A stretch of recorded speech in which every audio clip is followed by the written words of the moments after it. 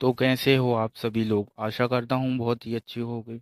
तो दोस्तों, कई दिनों से मेरी स्टोरियाँ नहीं आ रही थी, तो मैंने सोचा आज डाल ही दूँ।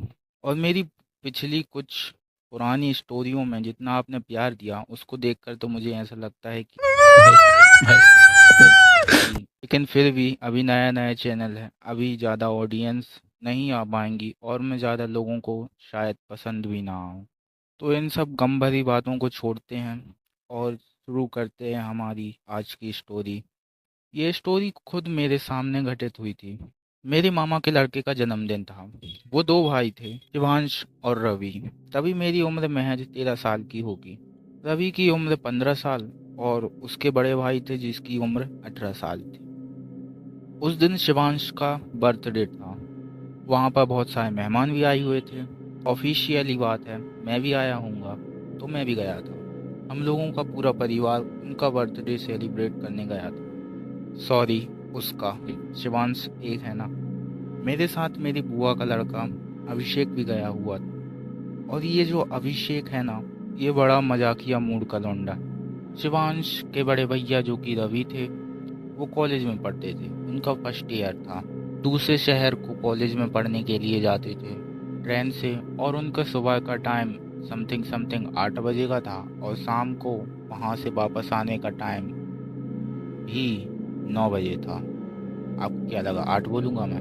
हालांकि उससे पहले कई ट्रेन्स हैं जो आती थी, लेकिन उनकी जब छुट्टी होती थी 4 बजे, और 4 बजे के बाद सिर्फ वही ट्रेन थी। उस दिन रवि भैया ट्रेन से न जाकर गाड़ी से गए हुए थे, मोटरसाइकिल से। उन्होंने कहा आज शाम को मैं जल्दी भी आ जाऊंगा। वह सुबह आराम से मस्त तरीके से गए और शाम को भी 4 बजे वहां से निकल लिए, और यहाँ पर आते आते भी उनको 7 बज ही गए थे। घर आने में ठीक 1 किलोमीटर का रास्ता था, और वो रास्ता भी ट्रेन की पटरियों के किनारे से जाता था। रवि भैया को अचानक से दिखा ट्रेन की पटरियों पर कोई खड़ा है और उसे हाय कर रहा है। सॉरी, उन्हें हाय कर रहा है। मैनर तो क्या है, हमारे भैया भी चतुरचंड चालाक थे। उनने अपनी गाड़ी भगा ली। उन्हें लगा कि ये कोई चोर होगा। इन सामने से एक ट्रेन आ रही थी। भैया ने तुरंत ही गाड़ी रोकी और उसे चिल्लाने लगे, अरे तुम वहां पर क्यों खड़े हो?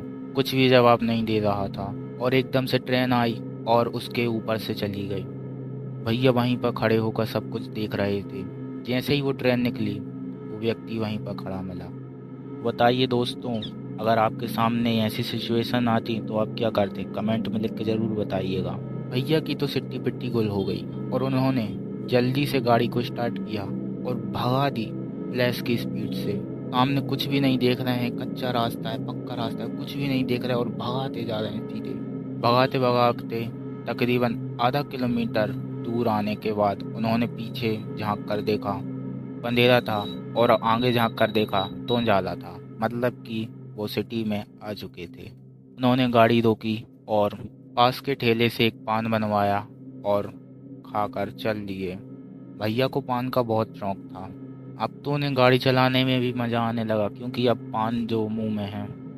आराम से आ रहे हैं अपने घर की तरफ, लेकिन बीच रास्ते में लाइटें गोल और फिर से सुनसान सड़क चालू।